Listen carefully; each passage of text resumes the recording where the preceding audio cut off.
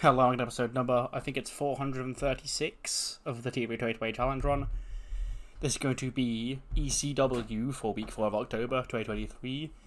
It is the fallout from High Voltage, with the big main event on that show, which saw Dolph Ziggler retain the ECW Championship against Roman Reigns because of some, bloodline drama. And of course, we're going to see the fallout from that tonight, among a lot of other things. I think, the only thing I've announced for this show is Warden versus Damian Priest as the main event. And yeah, without any more further ado, though, let's jump straight into tonight's show. In terms of ECW shows, this is a very angle-heavy one. And it actually kicks off with a cold open, Jey Uso pulling up to the building. He's greeted by Mackenzie Mitchell, and she goes, Jey, we just saw at High Voltage 3 days ago, there seemed to be a bit of turmoil in the bloodline, Jimmy and Roman, and Jey goes, Oos, I want to talk about Saturday night, okay? Tonight's Tuesday. Tonight's ECW. Tonight's not High Voltage. And then Paul Heyman walks up and goes, well said, Jey. Now, as your boss, and as the wise man to your tribal chief, the tribal chief is hoping to see you out in the ring later on tonight. We have some things to discuss. And then he walks off, and Jey watches on as he leaves. We open the show with an ECW Tag Team Championship match. It is the new champions, Damon Kemp and Ronnie Hughes of the Hurt Business, facing off against the grizzled young veterans of Techers, fresh off their win at High Voltage. And of course, it's going to be the Hurt Business who retain. Ronnie Hughes pins Jagger Reed with a flash pounce, and they make the first defense of their ECW Tag Team Championships. 74 for Damon Kemp, 84 for Ronnie Hughes, and a 76 for both the grizzled young veterans. And yeah, the tradition of ECW opening up with a tag team match continues even long after the tournament is finished and the champions have been crowned. But we then see MVP, he gets on the mic and he goes, listen all. The Hurt Business, man, when they came to ECW, a lot of people said that we've been running our mouths a lot. The Hurt Business has been booming apparently for years, according to me, but yet it still hadn't had any gold in its ranks. And that all changed last Saturday night when the lethal weapon Damon Kemp and primetime Ronnie Hughes became the inaugural ECW World Tag Team Champions. Now, they're champions, but that ain't gonna be the end of the Hurt Business, because the tag team division, as you just saw with the grizzled young veterans, line every single one of them up, and these two behemoths won't knock them down, because there ain't nobody on the level of the Hurt Business. And as for, Braun Strowman, and especially Dolph Ziggler, there's two almighty fine shoulders standing to my left on the shoulders of this man, the almighty Bobby Lashley. And if you think that our quest for championship gold ends with a championship just over the shoulders of Ronnie Hughes and Damon Kemp, you must not know the Hurt Business. You must be a dumbass. And we'll shut your dumbasses up if you dare step to the Hurt Business. Hurt Business here. I want to go in sort of a, in real life, they have the Prophets of Lashley direction, and this group is just, there's no reason to boo them. I know they talk shit, but they're just too cool to boo. I felt the same way about the original Hurt Business, and now I feel the same way about, the Lashley Prophets group in real life. They're just miscast as heels. So I do want to go more tweener. Not full-on babyface, but they just fought heels in this opening match. So, doesn't matter who the champion is. The champion could be Dolph Ziggler or Roman Reigns, a face or a heel. Lashley's still going to want to rip him in half. But, they're cool, so you cheer them. So, maybe a little less of MVP telling fans that they're all dumbasses and to shut their dumb ass up. But I do like the catchphrase a lot, so he'll probably still say it from time to time. We then cut back to Jay. Mackenzie catches up with Jay. He says, Jay, you know, there's been no sign of your brother here tonight. You know, the first time in, like, over 13 years since you've been here on the WWE main roster. Like, you two were usually inseparable. And he goes, Oos. It's the first time it's been one Oos. I hadn't heard from Jimmy. I hadn't heard from Jimmy since Saturday. Even when I was out of action for a year, you know, me and Jimmy, we still kept in touch. But the wise man, the tribal chief, want to see me here tonight. I will see him. I'm going to see him.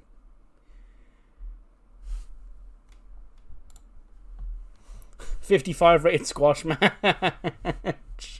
Zergus defeats two local guys, Braden Lee and Warren Gonzalez, with the betrayal in 3 minutes in a handicap match. Zergus gets an 84. Braden Lee, which is this guy, I think he's a real wrestler, he gets a 36. And Warren Gonzalez here, this Regen wrestler, gets a 6. He was off his game. I guess the nerves got to him. But yeah, he only gets a 6. And yeah, Zergus destroys them both. You know, just to continue his slow build up here on ECW. But after the match, he is celebrating when he turns around and he eats a bionic knee from Buddy Murphy.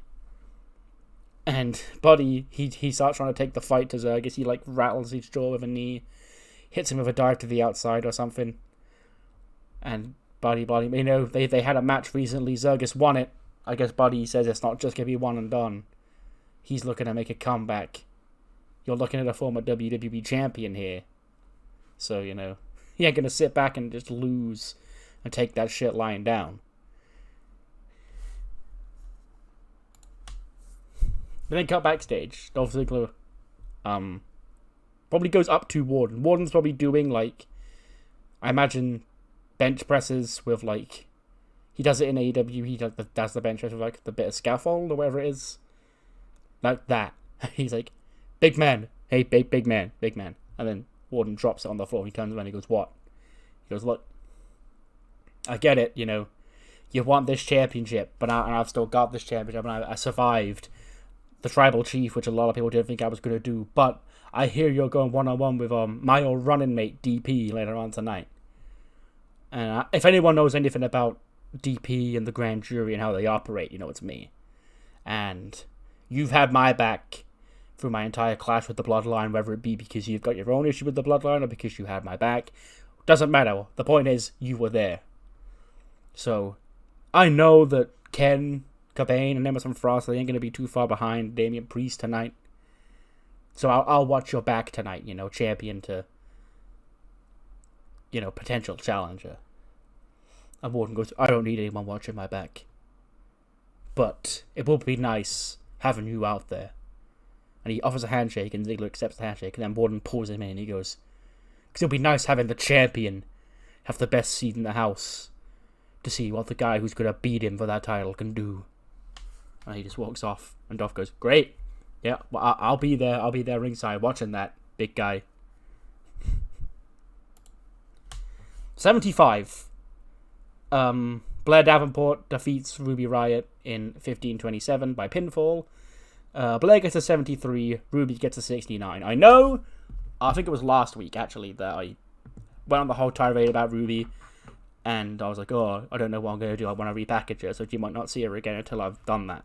Well, the fact that she's on this show should tell you that I have settled on a thing. And it required her losing this week as well. So Blair Davenport does put her down in 15:27. 73 for Blair Davenport, 69 for Ruby Riott. And yeah, let's see where that goes for Ruby. But after the match, Blair takes the mic. And she goes, wow, you know, if I had not a nickel for every punky, tattooed, green-haired wannabe punk that I beat in the last week, I'd have 2 nickels, which I know isn't a lot, but hey, I've done it twice. Is this really the best competition you've got? Okay, Scarlett, beat her, okay? She's gonna go running off to Shotzi. Shotzi beat her, she's gonna go running off to Scarlett. I hope they have fun together and can stay together till the end of times. But that's not me. I'm looking up. I'm looking above that. I'm not looking to become a tag team champion. I'm looking to become ECW Women's Champion. I'm looking at Julia. And I see a target that I think I could hit. Okay, I grew up. As much as it may seem different because, she's from Japan, I'm from England.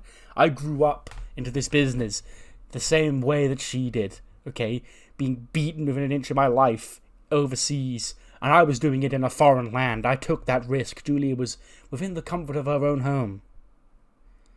And now she's not here tonight because apparently the champ went to war on Saturday. Well, guess what? I also went to war on Saturday and I'm still here. So, I'll see you next week, champ. You know where to find me. And then cut backstage.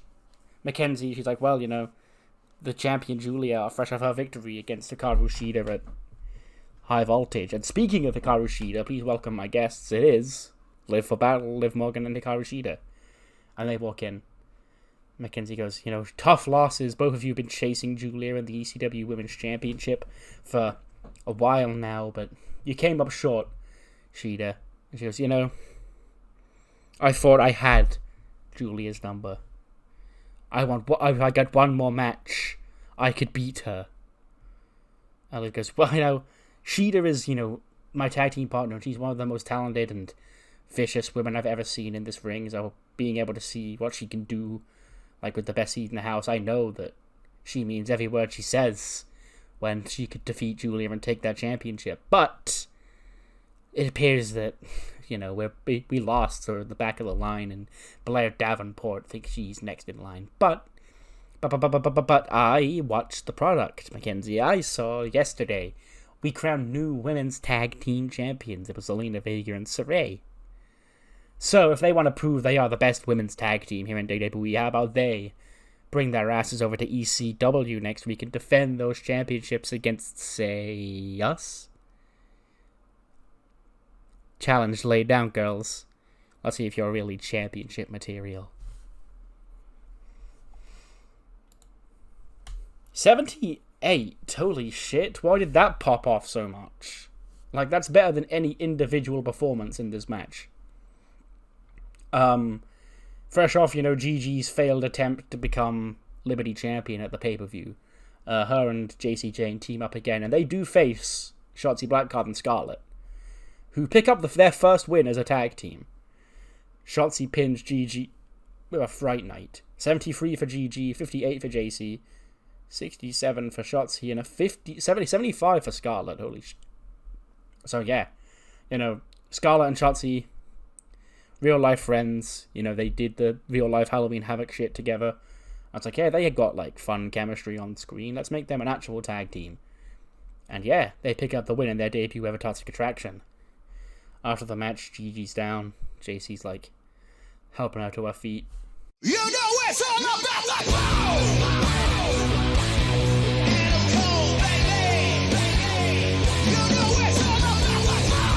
When out comes Adam Cole, Baby, in the Paragon on the ramp. He goes, oh, look, girls, when I thought that you could be the ones, help us with our itchy band problem, I sort of thought that maybe you'd be more successful than this. Maybe you'd be picking up wins. But you see, I won. I beat Shinsuke Nakamura, whereas you girls lost to Aoi and Mako. So, maybe this Toxic Attraction thing, maybe it ain't all that. But it could have been better. You could have formed an alliance of the best male and female superstars here on ECW to take care of those Japanese wannabes once and for all. But instead, here you are, Gigi taking defeat after defeat after defeat. It must suck. Huh? And then Gigi goes, come on, give me a mic. She gets a mic. She goes, what is your problem? Okay, I get it. We had the issues with the same people you had issues with. But why are you all up in our business, okay? We've got nothing to do with you. We don't even know why you're out here, okay? We've already said no. Adam Cole goes, oh, my bad, sorry, yeah, my bad. I forgot that you'd said no. Or did I? Gigi goes, what do you mean? She goes, well, you said a very important thing there, Gigi. You said that you, a collective weed, said no, but as far as I can tell, you said no. And Gigi goes, yeah, that's what I said. What do you mean we?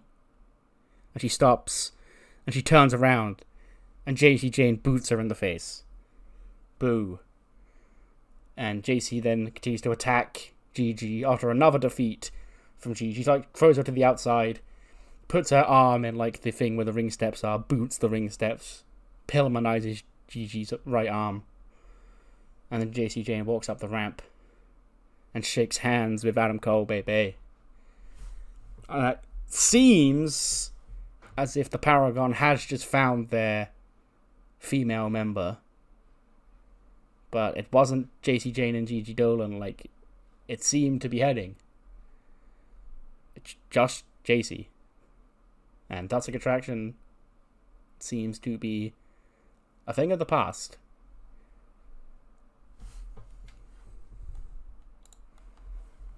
We then see Karrion Kross.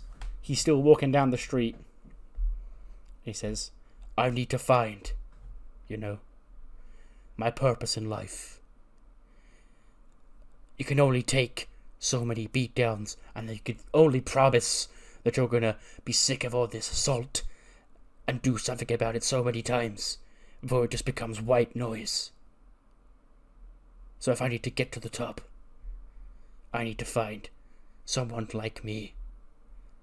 Someone who knows their worth in this cruel world. Someone who can help guide the light. And he sort of bumps into Zion Quinn. And Zion Quinn, he goes, you're looking a bit lost there, mate. You're talking a lot of shit about, this cruel world and I was going to beat you down. Well, here's the thing about it, you're spot on.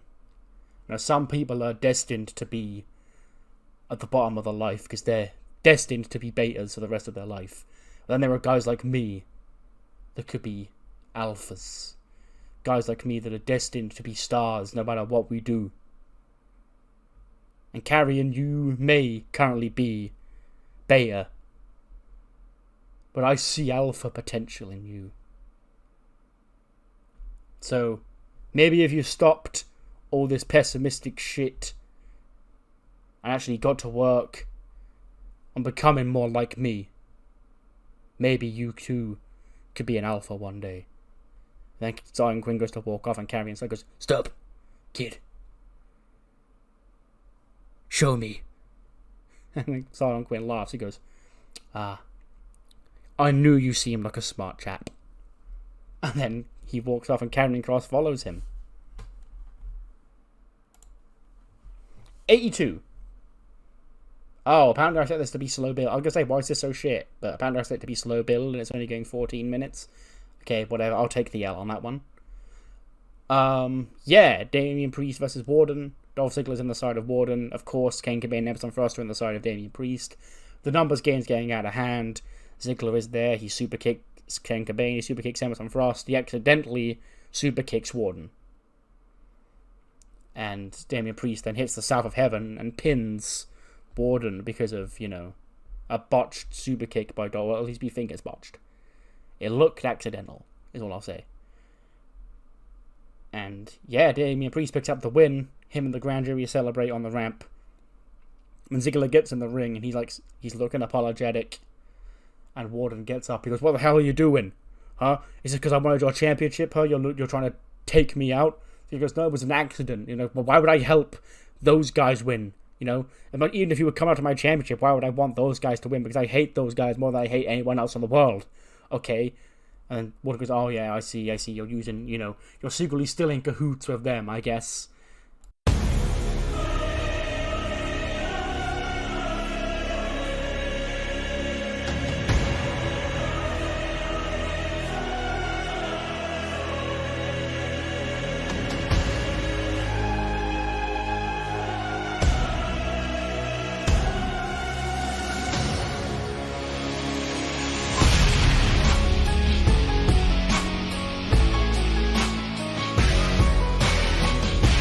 Out comes Roman Reigns in the middle of the arguing. And he just, like, glares at them both. Dolph Ziggler and Wardlow are still, like, in the ring. They probably stopped arguing. They're probably both looking up at Roman at this point.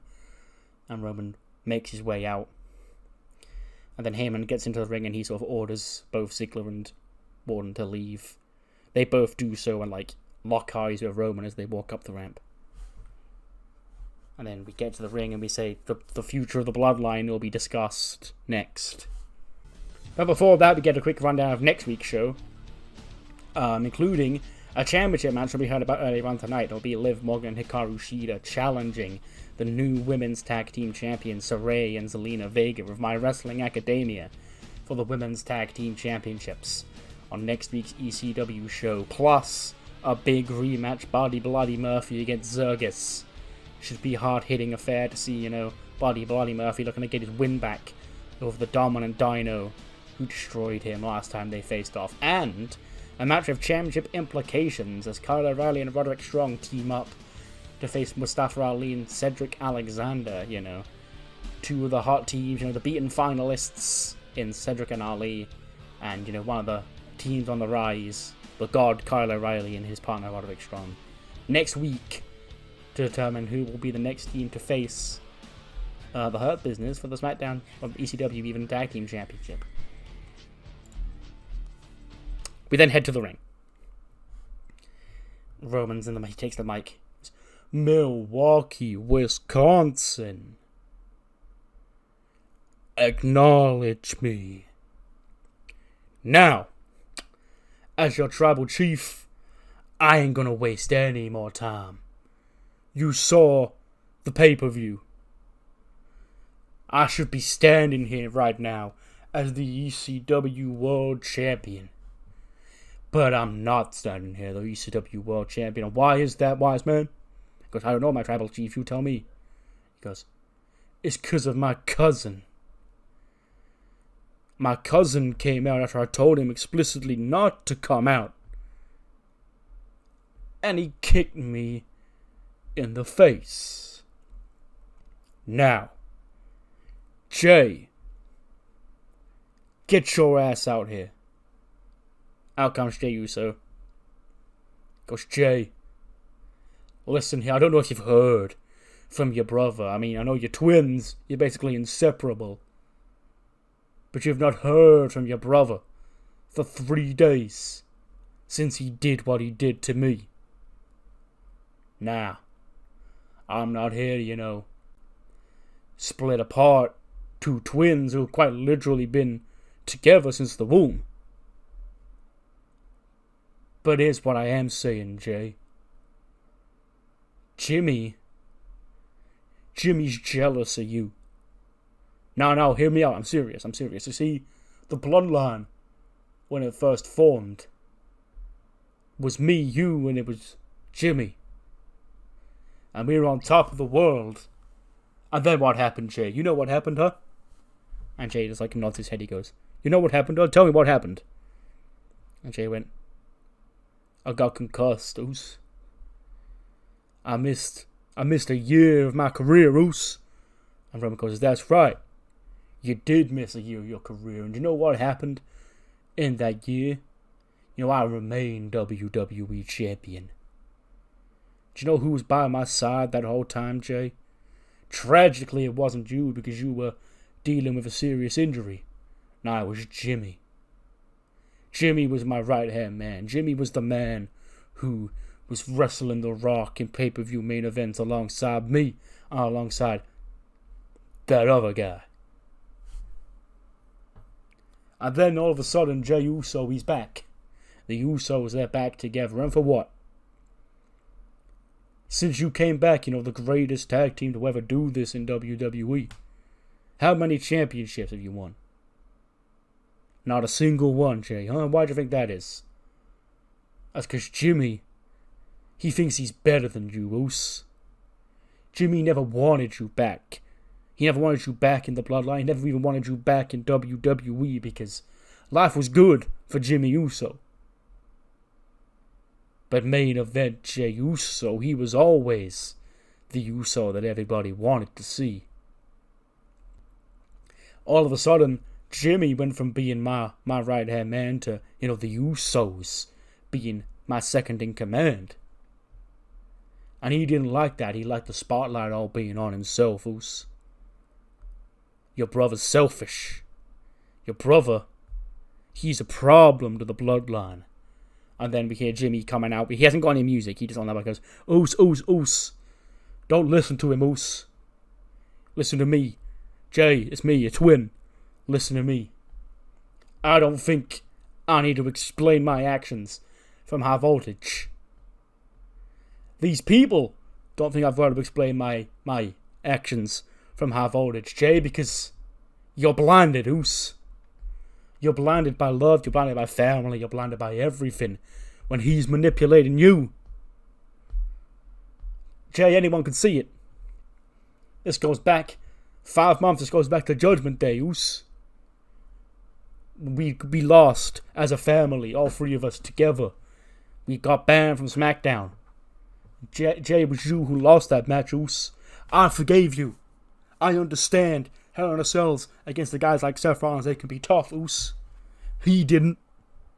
He held that against you. He still does. You'd have asked him last week which Uso was a problem in the bloodline, Us. He won't gonna say Jimmy. Because I was the one doing everything that he commanded. I was the one running out here, super kicking everybody inside to get the tribal chief the upper hand. And you were the one that Roman thought was letting us down. You lost the tag team championship match for us, Us. But again, I forgave you because we build ourselves back up and we go again, Us. It's the Uso way. Roman didn't forgive you for that. Roman, the tribal chief. Hell, I ain't calling you my tribal chief. You ain't my tribal chief. You a bitch. Roman, of course, looked shocked. He goes, Jay, come on, don't listen to him. Okay, I know he's your brother, but think about it. He's jealous of these tag team success. If we get rid of him, we can see how he does on his own. And you'll be Jay Uso, main event Jay Uso, the tribal chief's right-hand man. Jay sort of looks around confused. And Jamie goes, Jay, what you doing? Like, he's manipulating you, Us. He's kick him in the face, Us, like I did. He had that coming, Us. And Jay goes, is it true, Us? To Jimmy. He goes, when I was gone, is it true you didn't want me back here? Jimmy goes, well, of course I wanted you back, Us, because we're the Usos. But I was thriving by myself, but there's no reason we can't thrive by ourselves together. You get what I'm saying, Us? And Jay goes, yeah, I get what you're saying, Us.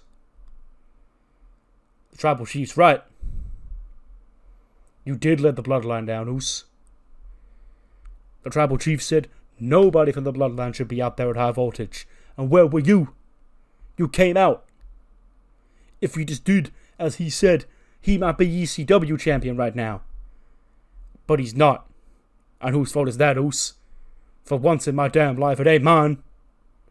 It's yours, Jimmy. For once, you messed up. So guess what, Jimmy?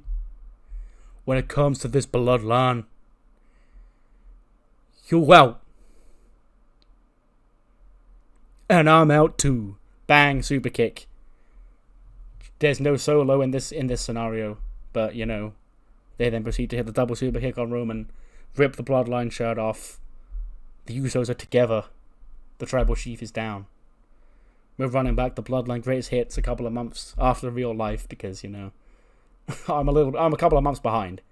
But yes, the Usos are officially out of the bloodline after weeks of Roman, but basically since ECW launched, he's been, berating the fuck out of Jay for losing in Judgment Day. And I guess it's finally boiled over.